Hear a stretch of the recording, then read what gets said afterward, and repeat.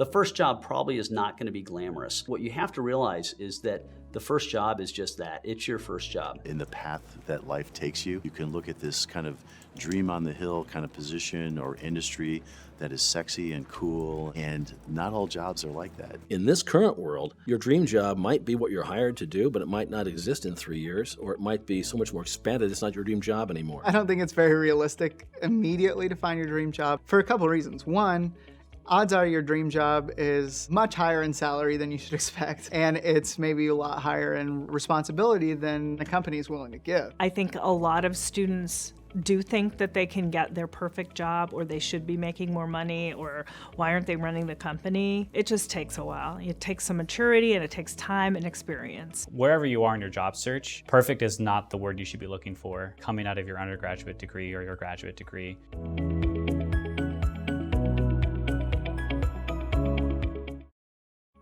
The process of finding a job really starts with thinking about what you're passionate about. What generally excites you?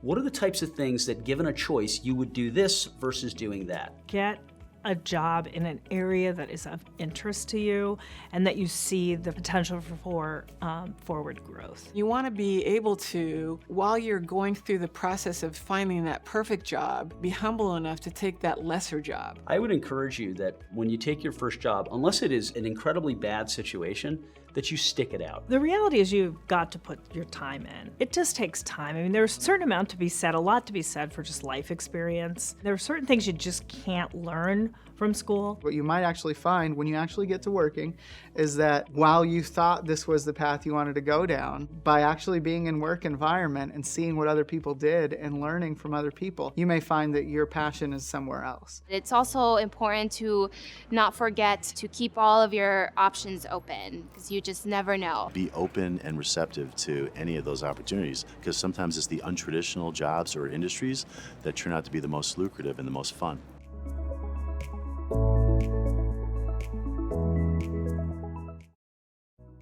Applying for jobs can be a very discouraging process. It took me a good 6 months of applying and modifying my resume and talking to other people before I began to get a response and interviews for the jobs that I was applying for. There were a few jobs during my college career where I didn't even get a call back. I've interviewed several places for internships, was rejected a lot for internships. I remember there are times where I submitted an application and like a minute later I got a rejection. I'm like, how could they review my resume in a minute to get this automated rejection? I didn't have the most stellar GPA coming out of school, probably not the most marketable degree either.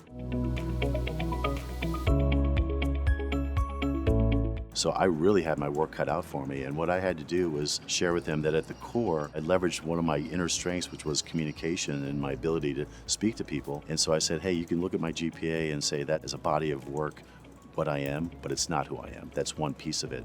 And so the Dr. J story was, Dr. J was a successful basketball player that went on to become a great business person in the Philadelphia area. And he leveraged his communication skills as a basketball player and as a business person, and learned very quickly that you need to be able to go locker room and boardroom and toggle back and forth between the two.